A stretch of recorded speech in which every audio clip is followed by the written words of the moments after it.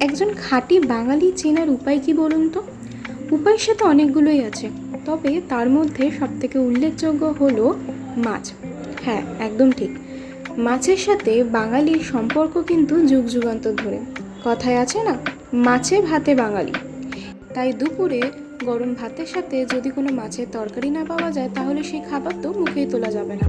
তাই আজকের রেসিপি হলো সুস্বাদু কাতলা মাছের ঝাল। প্রথমে মাছের পিসগুলোকে হলুদ আর নুন দিয়ে মাখিয়ে ঠিক এমনভাবে ভেজে নিতে হবে। এরপরে তরকারির জন্য লাগছে পেঁয়াজ কুচি, টমেটো পিউরি, স্বাদ মতো নুন, রসুন বাটা, হলুদ গুঁড়ো, লঙ্কা গুঁড়ো, জিরে গুঁড়ো আর কালো জিরে। এরপরে গরম তেলে ছেড়ে দেবো পেঁয়াজ কুচি। পেঁয়াজটাকে ভালো করে নাড়তে থাকবো। পেঁয়াজটাকে ততক্ষণ নাড়তে থাকবো যতক্ষণ না পেঁয়াজটা গোল্ডেন ব্রাউন হয়ে যায়। এরপরে দিয়ে দিলাম সামান্য পরিমাণে কালো জিরে। এই সময় গ্যাসের আঁচটা একদম হাই হিটে রাখতে হবে যতক্ষণ না পেঁয়াজটা এভাবে গোল্ডেন ব্রাউন হয়ে যায়। তারপরে মশলা দেওয়ার সময় কিন্তু গ্যাসের আঁচটা মিডিয়াম টু লো হিটে করে দিতে হবে। এরপরে একে একে মশলাগুলো দিয়ে দিলাম, যেমন রসুন বাটা, হলুদ গুঁড়ো, লঙ্কা গুঁড়ো আর জিরে গুঁড়ো। তারপরে দিয়ে দিলাম টমেটো পিউরি।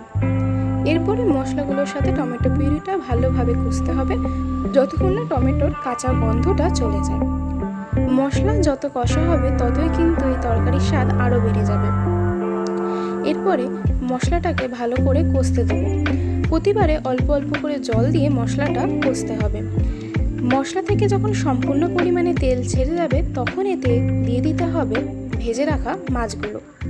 মাছের সাথে মশলাটাকে ভালোভাবে মিশিয়ে নিলাম। ব্যাস, আমাদের রান্না কিন্তু প্রায় 90% কমপ্লিট হয়ে গেছে।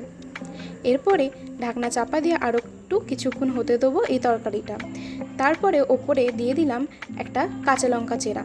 আমাদের কিন্তু সুস্বাদু কাতলা মাছের ঝাল একেবারে রেডি হয়ে গেছে। ব্যাস, আর কিসের অপেক্ষা? এরপর একতলা ভাত তো নিমেষেই শেষ। তাহলে এমন আরও সুস্বাদু রেসিপি পাওয়ার জন্য অবশ্যই সাবস্ক্রাইব করুন বং খাওয়া দাওয়া চ্যানেলটিকে।